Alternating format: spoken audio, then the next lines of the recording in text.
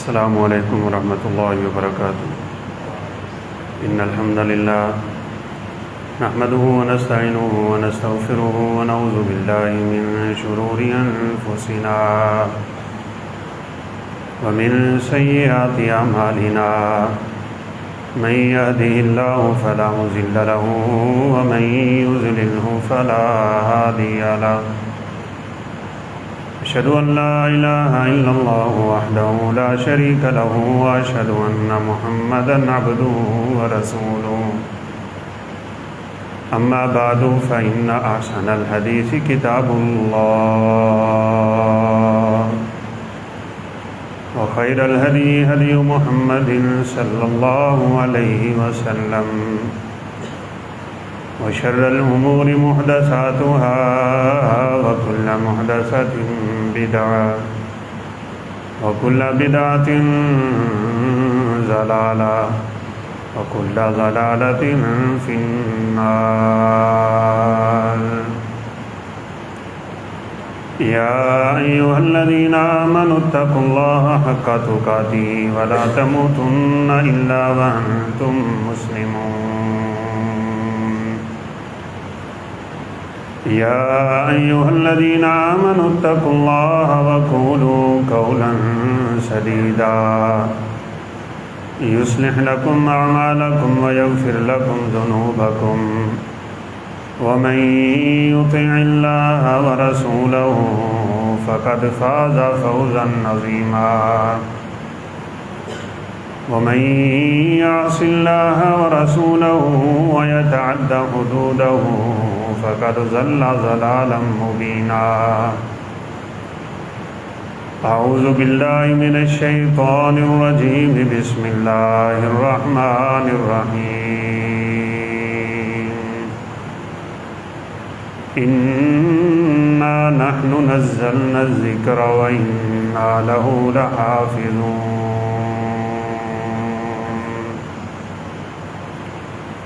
وقال النبي صلى الله عليه وسلم إن الله يرفع بهذا الكتاب أقواما ويضع به آخرين۔ رب اشرح لي صدري ويسر لي أمري واحلل عقدة من لساني يفقهوا قولي۔ رب زدني علما سبحانك لا علم لنا إلا ما علمتنا إنك أنت العليم الحكيم۔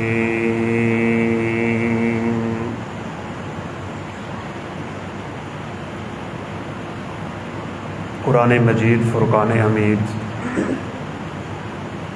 اللہ رب العزت کی وہ لا ریب کتاب ہے کہ جس کی صداقت میں اور جس کی حقانیت میں کسی قسم کا کوئی شک نہیں ہے۔ یہ اپنے نزول سے لے کے قیامت کے قائم ہونے تک اللہ رب العزت کی طرف سے بہت بڑا معجزہ ہے اور چیلنج۔ یورپ اس بات کو نہیں سمجھ سکتے کہ جس قرآن مجید کی حفاظت کا ذمہ خود رب العالمین نے لیا ہو اور اس کی حفاظت کے لیے ایسے ذرائع استعمال کیے ہوں جو انسانی عقل سے ویسے ہی ماورا ہے، وہاں ان کے قرآن جلانے کا کیا فائدہ ہے؟ سوشل میڈیا پہ اس وقت ایک خبر بڑی زور سے گردش کر رہی ہے اور وہ ہے بھی سچ ہے۔ جہاں لوگ اس قرآن پاک کو مٹانے کی کوشش میں لگے ہوئے ہیں، وہاں اللہ رب العزت اپنے وعدے کے مطابق کہ اس نے اسی کو غالب رکھنا ہے، نت نئے انداز میں امت کے سامنے اس کی مثالیں پیش کر رہا ہے۔ الجزائر میں صرف 2 سال کا بچہ حافظ قرآن ہے، اور یہ اللہ رب العزت کی طرف سے اس قرآن کا معجزہ ہے، یہ اعجاز ہے، یہ چیلنج ہے، یہ تحدی ہے۔ پورے قرآن سے جہاں سے بھی آپ پڑھیں، وہ بچہ جو ابھی شیر خوار ہے، دودھ پیتا ہے، 2 سال کی عمر بھی مکمل نہیں ہے، جہاں سے آپ پڑھیں گے وہ بچہ آگے بڑھتا ہے۔ پورے قرآن کی صورتیں اس کو یاد، ان صورتوں کے نام زبانی یاد ہیں، فاتحہ سے ناس تک اور ناس سے واپس فاتحہ تک صورتوں کے نام سناتا ہے۔ اور پھر عجیب تر بات یہ بھی ہے کہ دنیا میں پائے جانے والے مشہور قرائے کرام جس کی تلاوت سنائیں وہ اس کا نام بتاتا ہے۔ اور رمضان المبارک میں اس کو باقاعدہ سعودی عرب میں بلا کے پوری دنیا کے کم ترین عمر کے حافظ ہونے کی سند بھی جاری کی گئی۔ یہ اعجاز ہے، کیسے ممکن ہے؟ انسان کی عقل ہی نہیں تسلیم کرتی، لیکن یہ اللہ رب العزت کا دستور ہے۔ سابقہ کتابیں جو اللہ نے نازل کی تھیں وہ لکھی ہوئی نازل ہوئی۔ وَكَتَبْنَا لَهُ فِي الْأَلْوَاحِ، قرآن مجید میں موسیٰ علیہ السلام کو اللہ نے تختیاں لکھ کے دی تھی، اور وہ تختیاں ہی لے کے آئے تھے میدان طور سے اتر کے میدان تی میں، جب قوم بچھڑے کے شرک میں مبتلا تھی، تو وہاں بھی الفاظ ہیں وَأَلْقَى الْأَلْوَاحَ وَأَخَذَ بِرَأْسِ أَخِيهِ۔ بچھڑے کی پوجا دیکھ کے موسیٰ علیہ السلام اتنے غصے میں آ گئے کہ وہ تختیاں پھینک دیں اور اپنے بھائی کی داڑھی کو پکڑ کہ میں تجھے نگران بنا کے گیا تھا، تیری موجودگی میں یہ شرک کیسے شروع ہو؟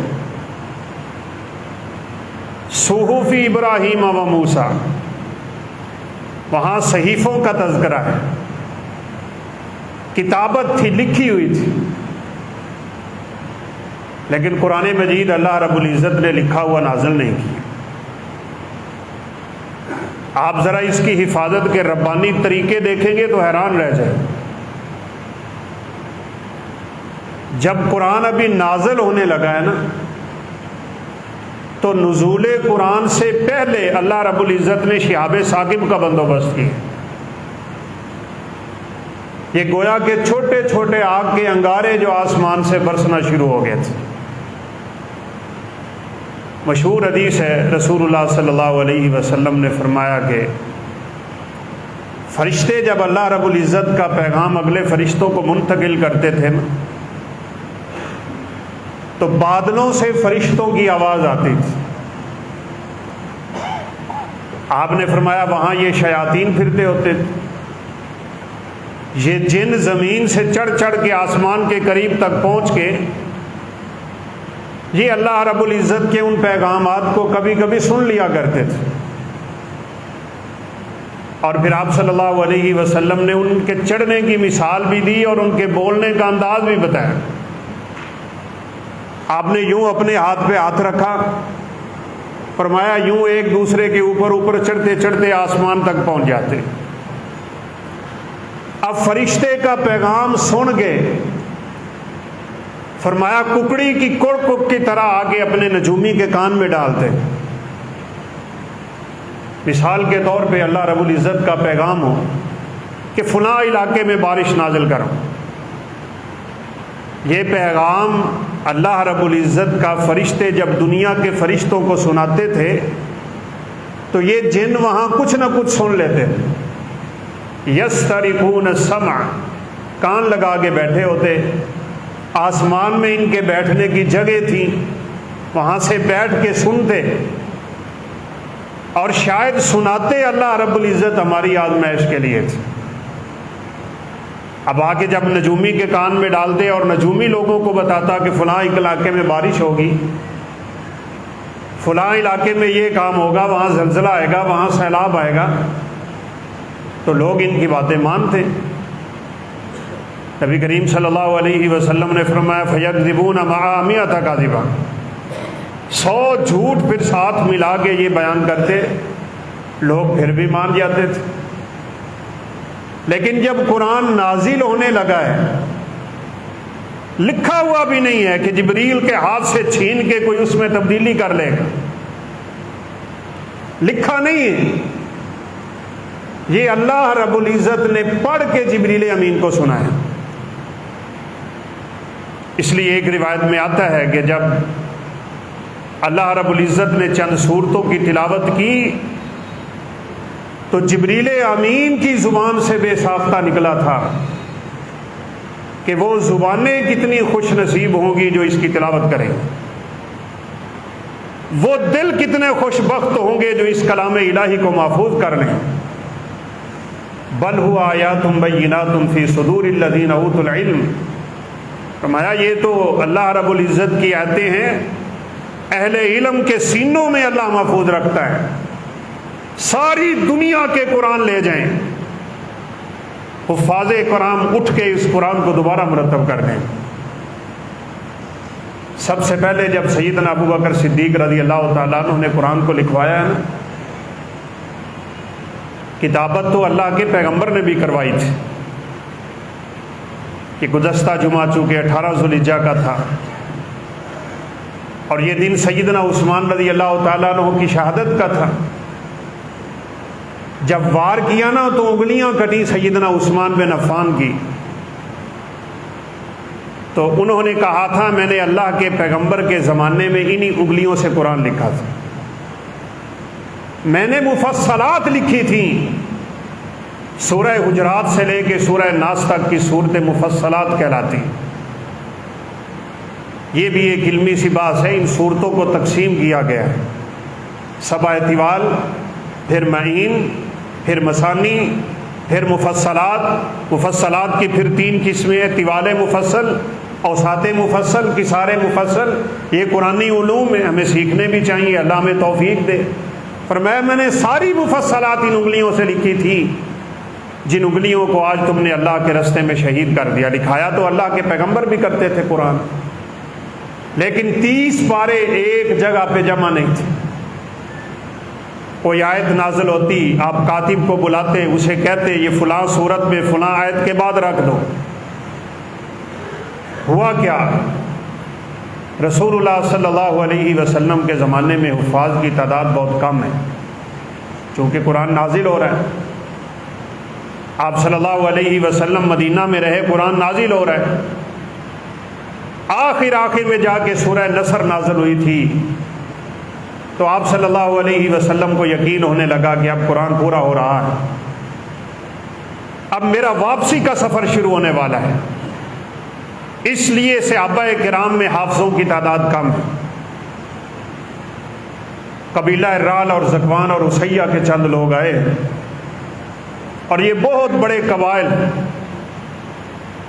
آگے رسول اللہ صلی اللہ علیہ وسلم سے دھوکہ دہی کر کہا ہم سب قبائل اسلام لا رہے ہیں،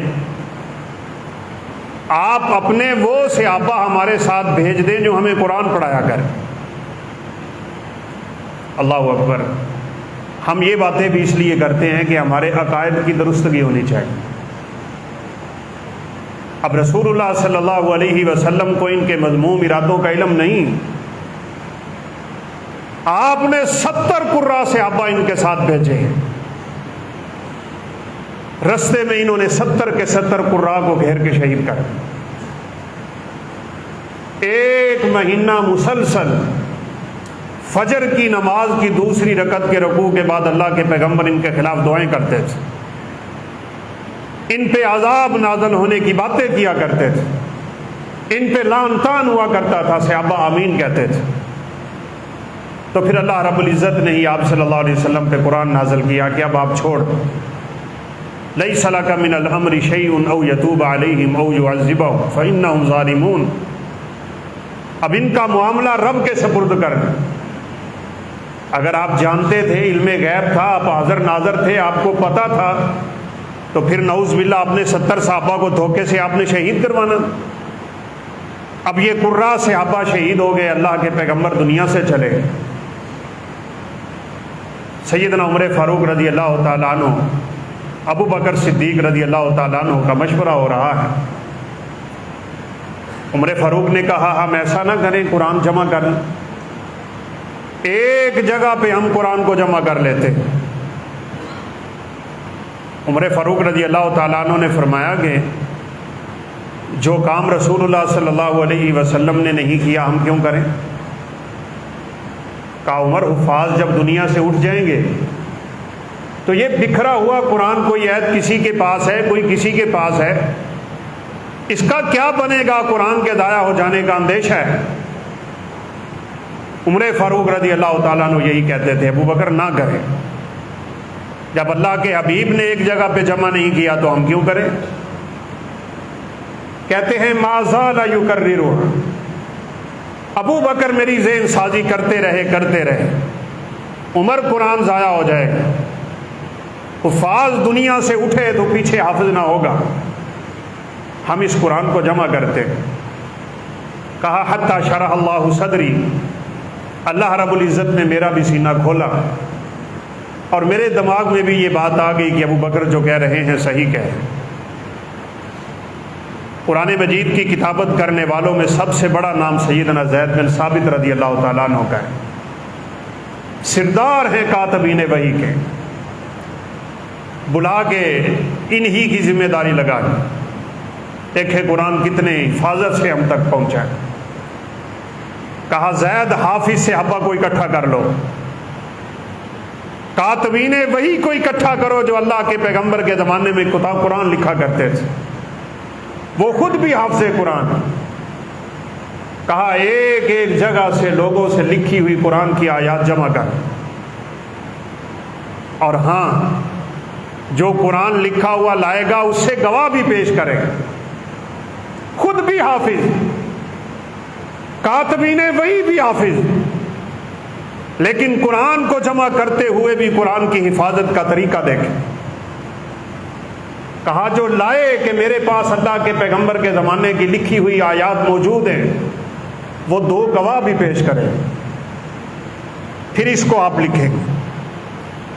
سیدنا زید بن ثابت فرمایا کرتے تھے کہ اگر ابو بکر مجھے یہ کہہ دیتے نا یہ پہاڑ اٹھا کے تم نے یہاں سے وہاں رکھنا ہے، یہ میرے لیے بہت آسان تھا، لیکن یہ قرآن کی ذمہ داری میرے لیے بہت بھاری تھی۔ لیکن ادھر اعزاز بھی ہے، رہتی دنیا تک کے لوگ جب قرآن سے ایک بھی حرف پڑھیں گے، سیدنا زید بن ثابت رضی اللہ تعالی عنہ کے نامہ اعمال میں 10 نیکیاں جائیں۔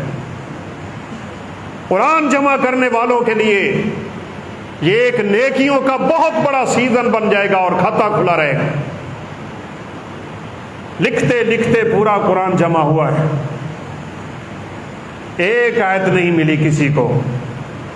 لَقَدْ جَاءَكُمْ رَسُولٌ مِّنْ أَنفُسِكُمْ عَزِيزٌ عَلَيْهِ مَا عَنِتُّمْ حَرِيصٌ عَلَيْكُمْ بِالْمُؤْمِنِينَ رَءُوفٌ رَحِيمٌ۔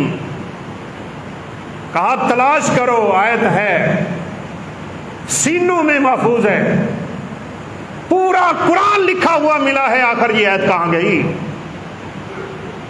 تلاش کرتے کرتے ایک اس صحابی کے گھر سے یہ آیت ملی ہے، اللہ اکبر، جن کو اللہ کے پیغمبر نے ایک خاص اعزاز بخشا تھا۔ ان کا نام سیدنا خزیمہ بن ثابت انصاری، اکیلے ہی لے کے آئے ہیں یہ آیت، ساتھ گواہ بھی نہیں لائے۔ زید بن ثابت رضی اللہ تعالیٰ عنہ نے دیکھا کہ یہ آیت تو خزیمہ کے ہاں سے ہے، کہا خزیمہ لاؤ، تو وہی شخص ہے کہ تیرے اکیلے کی گواہی کو اللہ کے پیغمبر نے 2 بندوں کی گواہی کے برابر کہا۔ جب آپ صلی اللہ علیہ وسلم کا ایک یہودی سے مکالمہ ہو رہا ہے، آپ نے اس سے کوئی چیز لی تھی، پیسے دینے تھے، وہ مطالبہ کر رہا ہے اور آپ کہہ رہے ہیں ابھی وقت نہیں ہوا، ابھی ہمارا ٹائم باقی ہے۔ وہ کہتا تھا ختم ہو گیا، آپ کہتے تھے باقی ہے۔ آخر اس بات پہ اس نے فیصلہ مانا کہ آپ کوئی گواہ پیش کر۔ خزیمہ بن ثابت انصاری رضی اللہ تعالیٰ عنہ دوڑ کے آئے اور آ کے کہنے لگے میں اس بات کی گواہی دیتا ہوں کہ وقت ابھی باقی۔ اب یہودی تو چلا گیا۔ رسول اللہ صلی اللہ علیہ وسلم نے فرمایا خزیمہ تو نے یہ بات کیوں کر دی؟ جب ہمارا معاہدہ تھا تو وہاں حاضر نہیں تھا، کس بیس پہ تو نے اتنی بڑی گواہی دے دی؟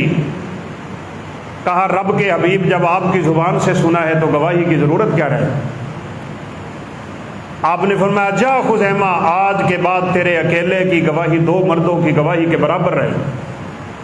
پورا قرآن لکھا ہے۔ اگر آج نعوذ باللہ ثم نعوذ باللہ دشمنان اسلام قرآن کے مصاحف کو جلا بھی دے نا، لوگوں کے سینوں سے تو قرآن نہیں چھین سکتے۔ اور اگر ہمارے جیسے کچے حافظوں کے دماغوں میں یہ بات آئے کہ ہمیں تو بھول بھی جاتا ہے، اوے اللہ نے یہ معجزہ ہی سب کے سامنے ظاہر کر دیا۔ 2 سال کی عمر پوری نہیں اور بچہ حافظ قرآن ہے۔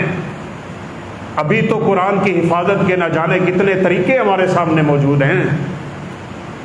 قرآن ابھی نازل نہیں ہوا تھا، نہ لکھا ہوا ہے کہ جبریل کے ہاتھ سے کوئی چھین لے گا۔ اللہ رب العزت نے جبریل کو سنایا ہے، جبریل نے آ کے سرور کائنات کے دل پہ نازل کی۔ لیکن جبریل کے نازل ہونے سے پہلی دفعہ آسمانوں سے شہاب ثاقب کے برسنے کا اللہ رب العزت نے اہتمام کر۔ اب یہ جن جب اوپر جانے لگے نا تو اوپر سے انگاروں کی بارش ہو رہی، اس کو شہاب ثاقب بھی کہتے ہیں، شہاب مبین بھی کہتے ہیں۔ اب یہ دوڑ کے پیچھے آ گئے کہ یہ کیا ہوا؟ عرصہ بیت گیا، کوئی خبریں نہیں ہیں، شہاب ثاقب برستے ہیں، ہم اوپر جائیں تو جنوں کے سردار کی مجلس ہوئی، بلا کے کہا زمین میں پھیلو، پتہ کرو ہوا کیا ہے، یہ شہاب ثاقب کیا ہوتے ہیں اور ان کا کیوں اہتمام ہوا ہے۔ کاش بھائیو ہم بھی قرآن کو یوں سمجھنے والے بن گئے۔ ان جنوں کی ہی ایک جماعت مکہ کی وادی سے گزر رہی ہے اور رسول اللہ صلی اللہ علیہ وسلم اپنے صحابہ کو فجر کی نماز پڑھا رہے تھے۔ بس یہ جن کھڑے ہو کے قرآن سننے لگے۔ پڑھنے والا اگر خود صاحب قرآن ہو، میں نے ایک دفعہ رپورٹ پڑھی تھی، خبر پڑھی تھی، سچ ہے جھوٹ ہے مجھے نہیں،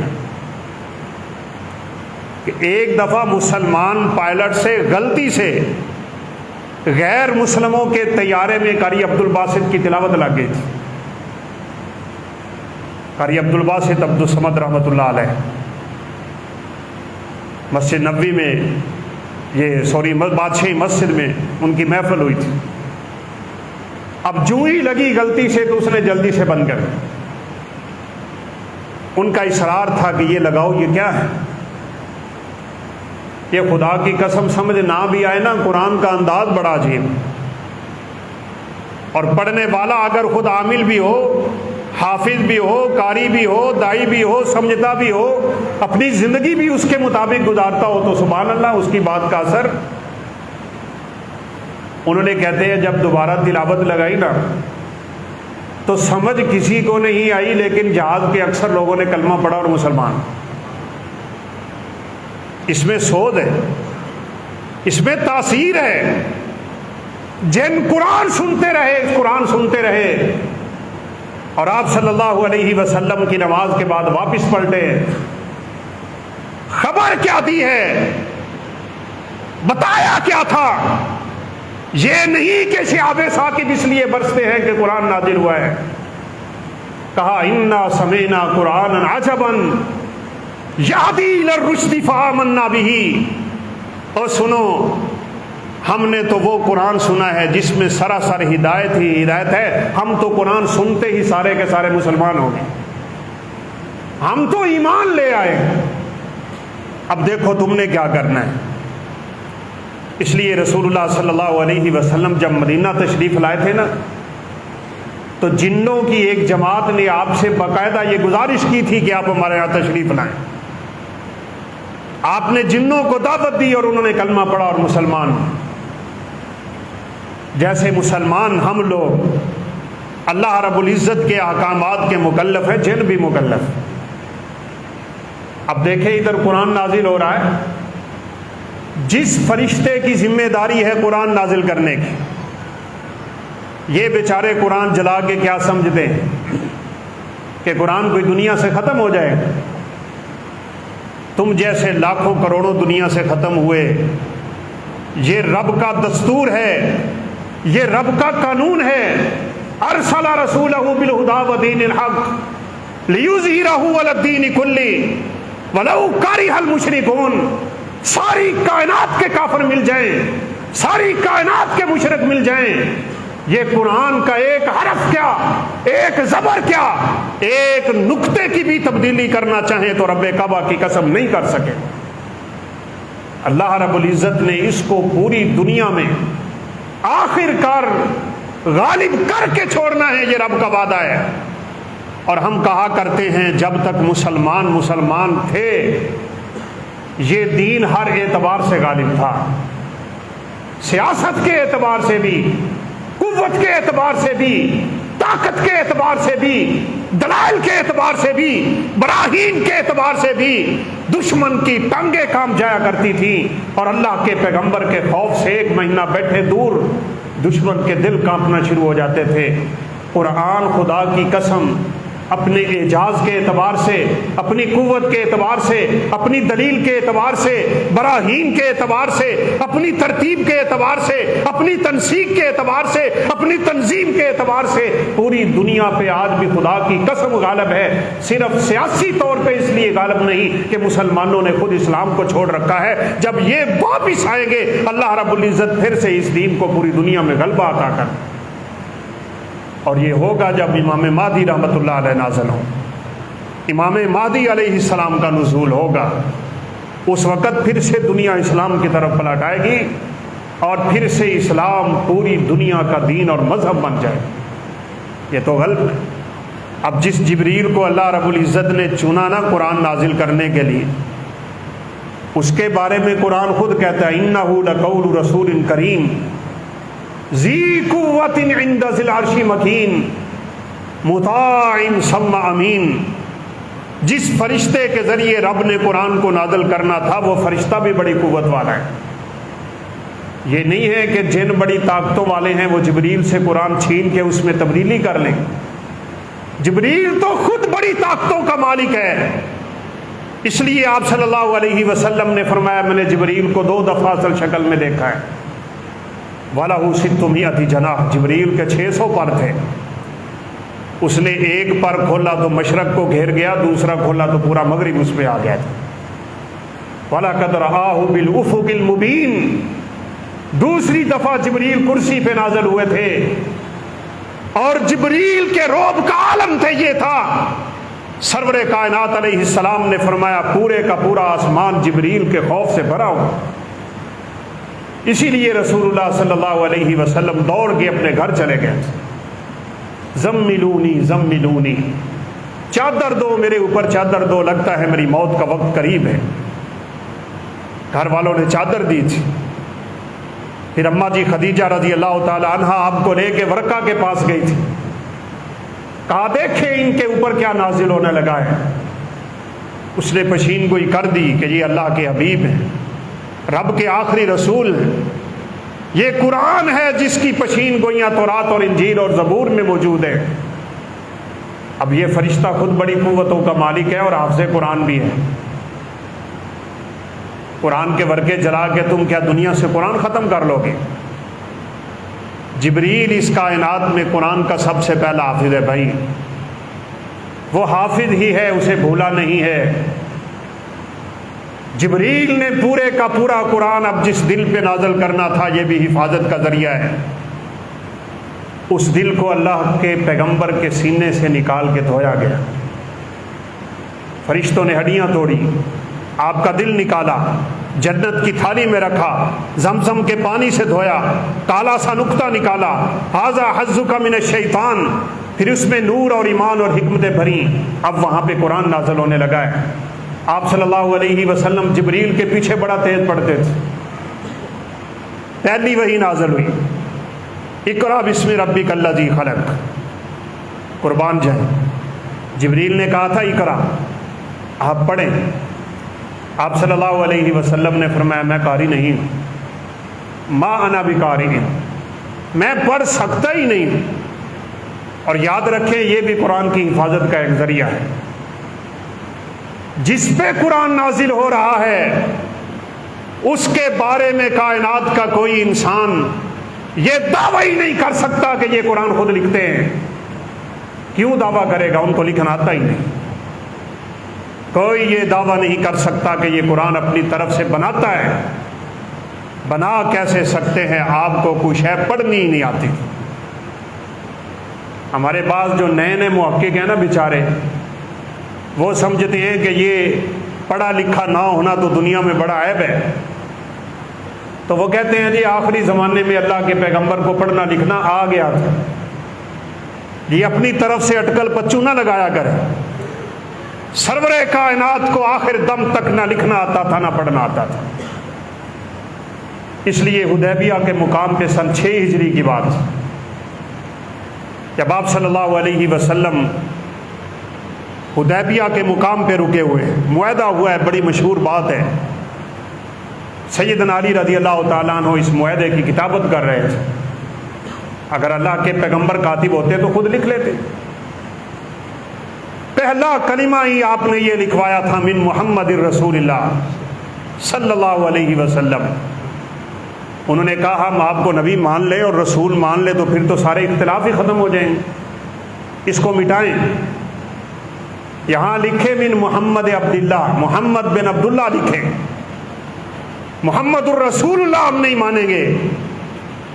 آپ صلی اللہ علیہ وسلم نے سیدنا علی بن ابی طالب سے کہا علی مٹا دو۔ علی رضی اللہ تعالیٰ عنہ فرمانے لگے کہ مجھ میں یہ کلمہ مٹانے کی جرت نہیں ہے، نہ میں مٹاؤں گا۔ عمر فاروق رضی اللہ عنہ کے زبان پہ بھی یہی کلمات۔ ہم کیا اتنے کمزور ہو گئے ہیں کہ ان کی ہر بات مانیں گے؟ آپ صلی اللہ علیہ وسلم نے صحیفہ پکڑا ہے،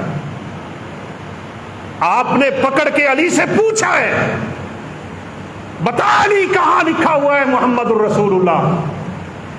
اگر اللہ کے پیغمبر کو پڑھنا آ گیا تھا تو یہ کیا ہو رہا ہے؟ یہ مت سمجھے، رب ذوالجلال کی قسم میرے پیغمبر کا کمال ہی یہ ہے، نہ پڑھنا جانتے تھے نہ لکھنا جانتے تھے، لیکن کائنات کے استاد، کائنات کے معلم اور مربی تھے۔ صحابہ قسمیں اٹھا اٹھا کے کہا کرتے تھے واللہ ما رأیت معلما احسن منہ قط، خدائے ذوالجلال کی قسم میں نے کائنات میں آپ جیسا استاد نہیں دیکھا، باوجود اس کے کہ نہ آپ کو پڑھنا ہے نہ آپ کو لکھنا ہے۔ یہی تو کمال۔ آپ صلی اللہ علیہ وسلم کو اللہ نے کائنات کا استاد اس لیے بنا دیا، ہم نے پہلے بھی ایک دفعہ اشارہ کیا، اقرا بسم ربک الذی خلق خلق الانسان من علق اقرا وربک الاکرم الذی علم بالقلم۔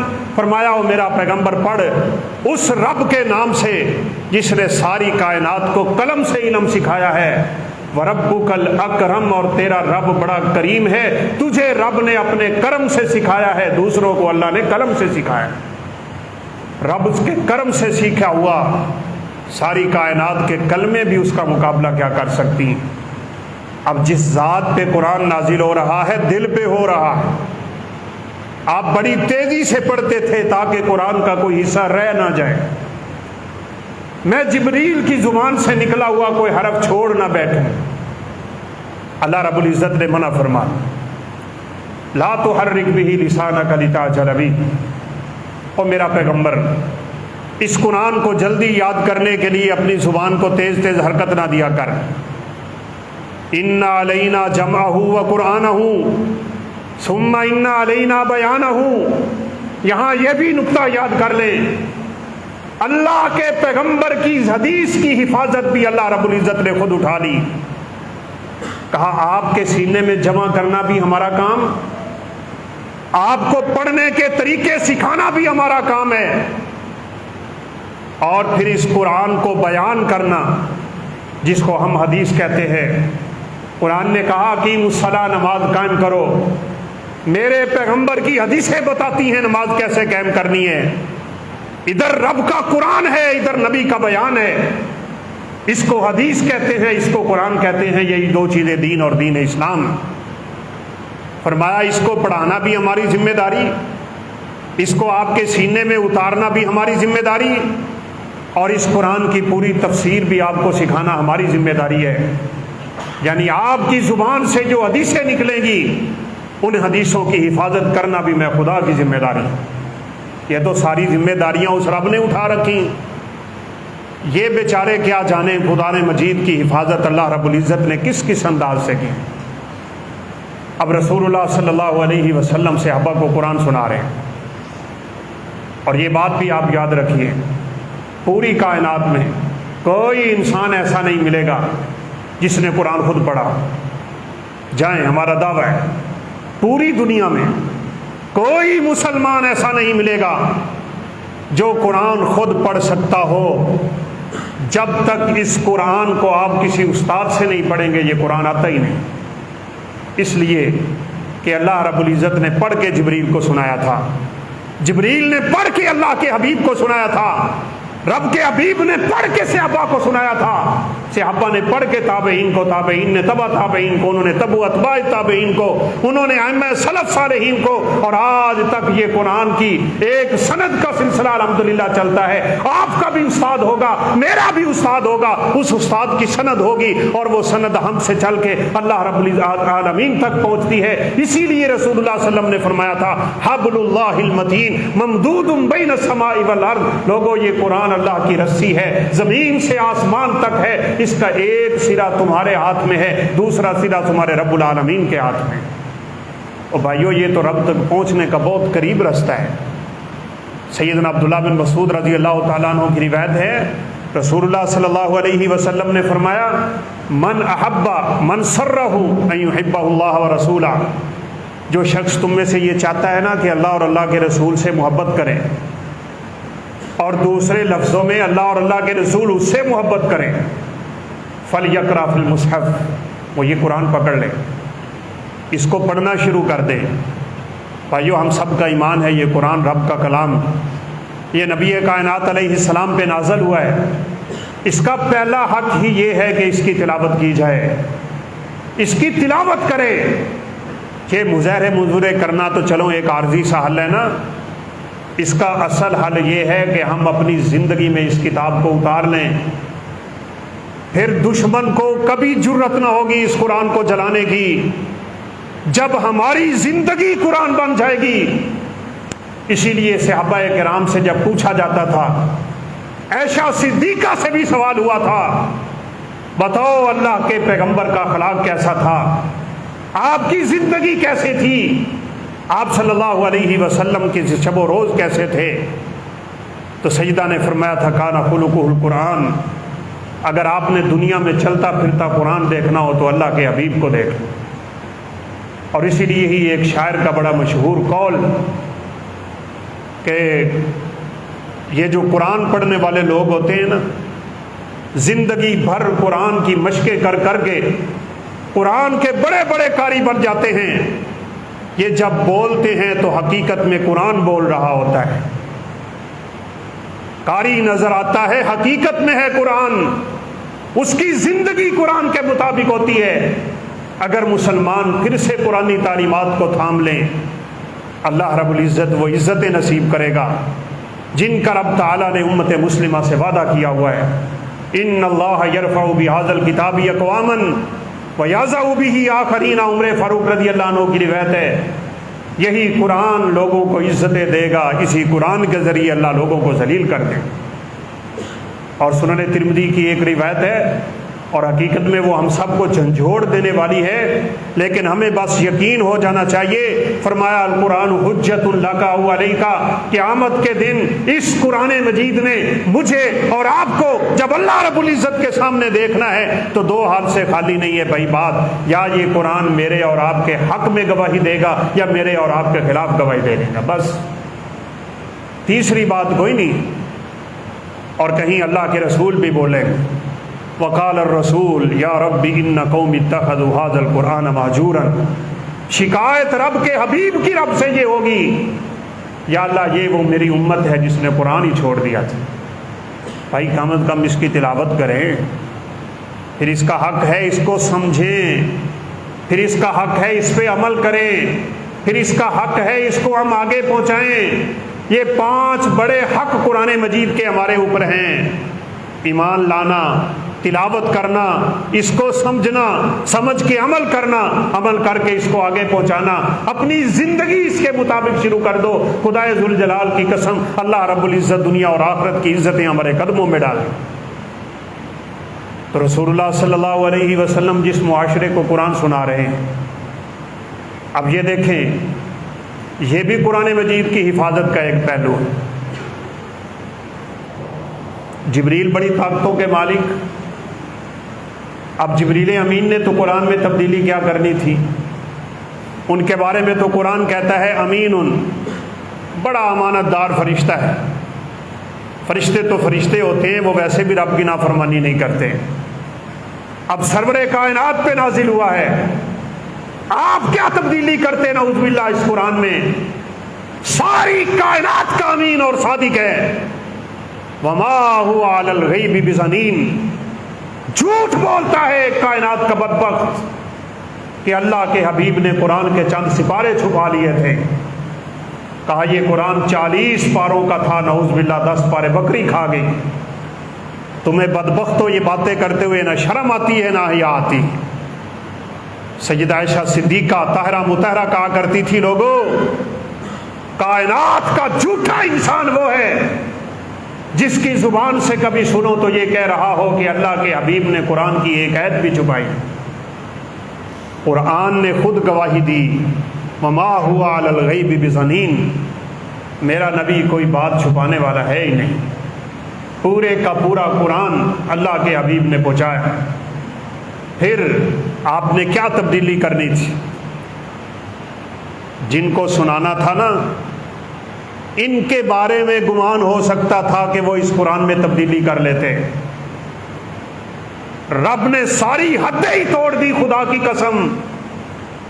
کہا جاؤ ساری کائنات کے ادیب مل جاؤ، ساری کائنات کے فصیح لوگ شامل ہو جاؤ، شاعر کیا، ادیب کیا، خطیب کیا، سارے کے سارے اگلے اور پچھلے جمع ہو جاؤ، جنوں انس سارے جمع ہو جاؤ۔ اس جیسا قرآن اگر بنا سکتے ہو تو بنا کے دکھاؤ۔ تمہاری جرت ہی نہیں ہے، تمہاری طاقت ہی نہیں ہے۔ اس قرآن مجید کا انداز ہی رب تعالیٰ نے ایسا اختیار کیا، ساری کائنات کے لوگ مل کے قرآن تو کیا، فرمایا چلو کوئی 10 صورتیں بنا لو۔ پھر 10 صورتوں کا چیلنج بھی پوری دنیا قبول نہ کر سکی۔ فرمایا فاتو بسورۃ من مثلہ، قرآن کی ایک چھوٹی سی صورت بنا کے دکھا دی۔ آپ کو پتہ ہے انا اعطیناک الکوثر قرآن کی سب سے چھوٹی صورت نازل ہوئی تو کعبۃ اللہ کے ساتھ لگائی تھی۔ ایک صحابی نے نا عربوں کے لگے ہوئے قصیدوں کے ساتھ لگائے۔ تاریخ ادب عربی کا ہم مطالعہ کریں گے تو سبع معلقات بڑے مشہور، بڑے بڑے دنیا کے مایا ناز قسم کے شعراء، جیسے ہمارے ہاں علامہ اقبال نے شہرت پائی، ان کے قصیدے لکھے ہوتے تھے بیت اللہ کی دیوار کے ساتھ۔ عکاظ کا میلہ لگتا، مجاز کا میلہ ہوتا، ان لوگوں کی محفلیں لگتی تھیں، جیسے آج کل اردو کی مجلسیں لگتی، یا شاعرانہ کلام لگتا ہے، مشاعرے ہوتے۔ پھر اس کلام کو آ کے دنیا پڑھتی تھی، اس کی رنگینیاں دیکھ کے دنیا کی عقلیں ورطہ حیرت میں پڑ جاتی تھی۔ قربان جائیں، ایک صحابی نے 8ویں نمبر پہ سورہ کوثر لگا، انا اعطیناک الکوثر فصلی لربک وانحر ان شانئک ھو الابتر۔ کائنات کے بڑے سے بڑا ادیب بھی جب کتاب لکھتا ہے وہ اپنی کتاب کی ترتیبیں بناتا رہتا ہے، کہیں ایک فصل، کہیں ایک باب، کہیں ایک مسئلہ، کہیں اس جیسے مسئلے، لیکن رب کے قرآن کا مضمون ہی عجیب ہے، کبھی ایک دم انداز کوئی ہوتا ہے اور ایک دم بدل جایا کرتا ہے۔ کسی نے سوال کیا تو میں نے کہا پڑھیں آپ الفوز الکبیر، شاہ ولی اللہ محدث دہلوی رحمۃ اللہ علیہ، انہوں نے اس راز سے پردہ اٹھا دیا کہ کتابیں تو بڑی باریک بینی سے لکھی ہوتی ہیں، ایک طرح کی بات ختم ہوتی ہے تو اگلا باب شروع ہوتا ہے، وہ ختم ہوتا ہے تو اگلا باب شروع ہوتا ہے، اور قرآن میں سورہ یوسف چل رہی ہوتی ہے اور ایک دم موضوع بدل کے نوح کی طرف جاتا ہے، ایک دم قیامت کی طرف جاتا ہے، کبھی آخرت کی طرف تو کبھی جنت کی طرف، کبھی کسی طرف تو کبھی کسی طرف۔ کہا قرآن کا یہ اسلوب کیوں ہے؟ شاہ صاحب رحمۃ اللہ علیہ فرماتے ہیں لوگوں سنو، یہ کائنات کے بادشاہ کا کلام ہے، اور بادشاہ جب اپنے آرڈر جاری کرتا ہے وہ ترتیب سے نہیں جاری کیا کرتا، اپنی مرضی سے کرتا ہے، جس چیز کی ضرورت ہو اس کے مطابق کرتا ہے۔ اس وقت کے بدوؤں کی جو حالتیں تھیں اللہ رب العزت نے اس کے مطابق قرآن نازل کر دیا۔ 8ویں نمبر پہ کوثر پڑھی انہوں نے، پہلے 7 قصیدوں کی غلطیاں نکال بیٹھے، کسی کی ناو کی ہوگی، کسی کی صرف کی ہوگی، کسی کی بحر کی ہوگی، کسی کی رجز کی ہوگی، کسی کی قافیہ کی ہوگی تو کسی کی کون سی ہوگی، لیکن سورہ کوثر کو پڑھا، ایک بار پڑھا، پھر پڑھا، 2 بار پڑھا، 6 بار پڑھا، بار بار پڑھا، اور آخر زبان سے یہ کلمہ نکلا تھا، واللہ ما ھذا کلام البشر، قسم ہے پیدا کرنے والے کی یہ کسی انسان کا کلام ہے ہی نہیں، یہ قرآن کا اعجاز۔ اچھا اگر آج کوئی بندہ اٹھ کے یہ کہہ دے کہ وہ لوگ تو بدو تھے، زیادہ پڑھے ہوئے نہیں تھے، وہ کیسے قرآن بناتے؟ ہم کہتے ہیں آج 1400 سال بیت گئے، بڑے بڑے شعراء اٹھ کھڑے ہوئے ہیں اور وہی قرآن بنا کے دکھائیں، آج تک چیلنج موجود ہے، کوئی اس چیلنج کو رہتی قیامت تک قبول نہ کرے گا۔ اور بھائیو اس قرآن میں ہونے والے واقعات بھی اس کا کھلا ثبوت ہے کہ یہ سچی کتاب ہے۔ دشمن بیچارہ کیا سمجھے اس کو، اللہ اکبر۔ ایک وقت تھا جب دنیا میں روم کی سلطنت کا ڈنکا بجتا تھا، اور رومی، اللہ اکبر، ایرانیوں سے ابتدا میں جب ان کے معاملے ہوئے نا تو ایران اتنا سپر پاور تھا، اتنی طاقت تھی ایران کی کہ اس کے مقابلے میں 100 گنا بھی رومی نہیں تھے، لیکن اس وقت جب رومی بار بار شکستیں کھا رہے تھے ایران سے، جس کو قیصر بھی کہا جاتا ہے، قرآن نے پشین گوئی کر دی، الف لام میم غلبت الروم فی ادنی الارض وهم من بعد غلبهم سیغلبون فی بضع سنین۔ لفظ بضع 3 سے 9 تک بولا جاتا ہے۔ قرآن نے آیتیں نازل کر دیں، کوئی طاقت نہیں تھی رومیوں کی، پوری دنیا پہ چھایا ہوا تھا ایران۔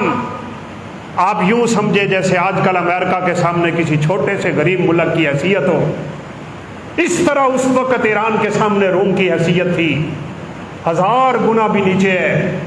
مار مار کے انہوں نے، ایران والوں نے، ان کا نعوذ باللہ بھڑاس نکالی ہوئی ہے، لیکن قرآن نے پشین گوئی کر دی۔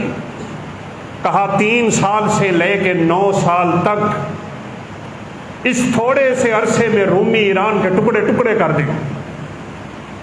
اب دیکھیں قرآن کا اعجاز، دیکھیں قرآن کی صداقت، دیکھیں صحابہ بھی لرز گئے، جس نے سنا اس کے پاؤں تلے زمین نکلتی چلی گئی۔ کیسے ممکن ہے یہ بیچارہ ٹوٹا ہوا روم یہ کیسے فتح کرے گا ایران کو؟ کیسے ممکن ہے؟ یہ ہو نہیں سکتا۔ لیکن ایمان والوں کی شان ہوتی ہے وہ اس قرآن پہ ایمان رکھتے ہیں۔ صحابہ نے فرمایا یہ ہوگا۔ رسول اللہ صلی اللہ علیہ وسلم کے صحابہ کی ہمدردیاں رومیوں کے ساتھ چلتی تھی، کفار مکہ کی ہمدردیاں ایرانیوں کے ساتھ چلتی تھی۔ ابو بکر صدیق نے جا کے کفار مکہ کے سامنے قسم اٹھا دی، کہا سنو، آج اگر ایران نے فتح پائی ہے اور روم شکست کھا گیا ہے اور تمہیں یہ شکست خوش کر رہی ہے تو مجھے قسم ہے پیدا کرنے والے کی ان قریب روم ایران کے ٹکڑے ٹکڑے کر دے گا۔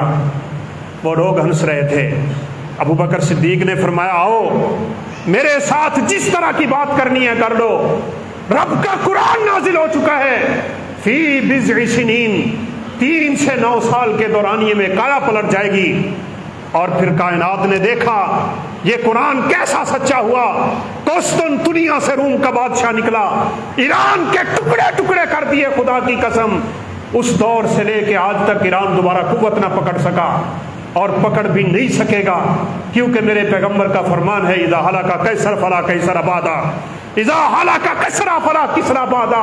یہ طاقتیں جب ٹوٹے گی تو دوبارہ یہ قائم نہ ہو سکے گی۔ روس ٹوٹا، اندر سے ہی طاقتیں پھوٹی، اندر سے ہی بغاوتیں پھوٹی، آج تک روس پھر قوت نہ پکڑ سکا۔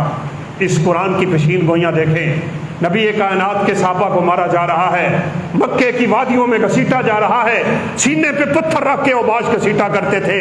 سرور کائنات مکہ چھوڑ رہے ہیں، پلٹ پلٹ کے بیت اللہ کو دیکھتے تھے، صحابہ کرام بھی دیکھتے تھے، مکہ مکرمہ سے نکلنے کو دل نہیں کر رہا، کون مکہ کے مقامات کو چھوڑے، پلٹ پلٹ کے دیکھ رہے ہیں، دل نہیں کرتا تھا۔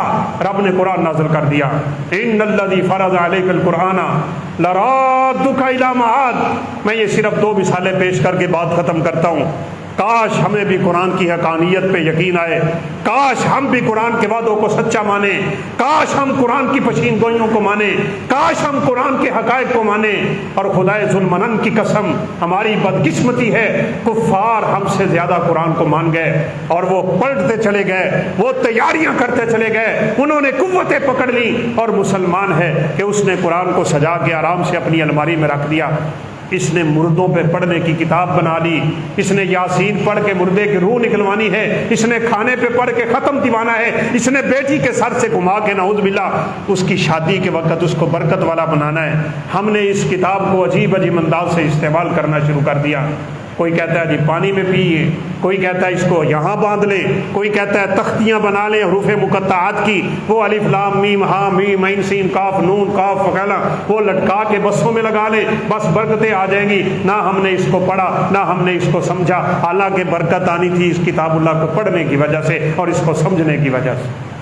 اب سیاپا نکل رہے ہیں، طاقت کیا ہے؟ چند مٹھی بھر سیاپا، اجڑے ہوئے بیچارے گھروں سے، لوٹے پٹے جسم، مکہ سے نکلتے تھے تو سب کچھ چھین لیا جاتا تھا۔ اللہ رب العزت نے وعدہ کہا ان الذی فرض علیک القرآن لرادک الی معاد، میرا نبی جس نے تجھ پہ یہ قرآن نازل کیا ہے، کچھ عرصہ کے بعد اللہ تجھے واپس اس مکے کا مالی بنا دے گا، یہ مکہ تیرے ہاتھ میں آئے گا۔ پوری دنیا کی کوئی طاقت تسلیم نہیں کرتی تھی کہ یہ چند لوٹے پٹے لوگ واپس آ کے مکہ کو فتح کریں گے۔ اور پھر 8 ہجری میں لوگوں نے دیکھا، صرف 8 سال کے دورانیے میں مسلمانوں نے دنیا کی کایا پلٹ دی۔ جن صحابہ کو مار مار کے مکہ سے نکالا گیا تھا آج بڑی شان و شوکت سے مکہ میں داخل ہو رہے ہیں۔ سیدنا سعد رضی اللہ تعالیٰ عنہ کا قافلہ دیکھ کے ابو سفیان ایک غار میں چھپ گیا تھا، قافلے گزر رہے ہیں، سرور کائنات کی تقسیم تھی، ان کو قافلوں میں بانٹ کے ایک ایک امیر مقرر کیا ہوا تھا، ایک گزرتا ہے پھر دوسرا گزرتا ہے، تیسرا اور چوتھا۔ جب سیدنا سعد رضی اللہ تعالیٰ عنہ کا قافلہ گزرا، ابو سفیان کی آنکھیں پھٹ گئیں، کہا یہ کون ہے، یہ کس کا قافلہ ہے؟ کہا یہ مدینے کے سردار کا قافلہ ہے۔ ابو سفیان تھوڑا سا آگے بڑھا، سعد رضی اللہ تعالیٰ عنہ نے یہ بات کر دی، کہا آج مکہ مکرمہ خون کی ندی سے بھر جائے گا، آج سارے بدلے چکائے جائیں گے، سارے بدلے لیے جائیں گے جو تم نے ہمیں شہید کیا، ہمارے صحابہ پہ سختیاں کی، انہوں مکہ سے ان کو نکال دیا، آج تو بدلے لینے کے دن ہیں۔ اللہ اکبر، قربان جائیں، سرور کائنات کو اللہ رب العزت نے اس قرآن میں عزیز کہا، حریص کہا، رؤوف کہا، رحیم کہا۔ آپ بڑے مشفق ہیں۔ اللہ کے پیغمبر کی اس بارے میں جو صفات بیان ہوئی تھی آج اس کا نظارہ لوگ کرنے لگے ہیں۔ مکہ فتح ہوا ہے، سرور کائنات کے سامنے یہ بڑے بڑے سردار، بڑے بڑے اجل قسم کے سامنے مجرم بن کے کھڑے ہیں۔ آپ کی بیٹیوں کو طلاقیں دینے والے بھی کھڑے تھے، آپ کے صحابہ پہ نیزے چلانے والے بھی کھڑے تھے، آپ کی صحابیہ کو 2 گھوڑوں سے اور اونٹوں سے باندھ کے چیرنے والے بھی کھڑے تھے، زنیرہ کی آنکھیں نکالنے والے بھی کھڑے تھے، بلال کے سینے پہ پتھر رکھ کے لٹانے والے بھی کھڑے تھے، اور سب یہ کانپ رہے ہیں۔ آج ہوگا کیا؟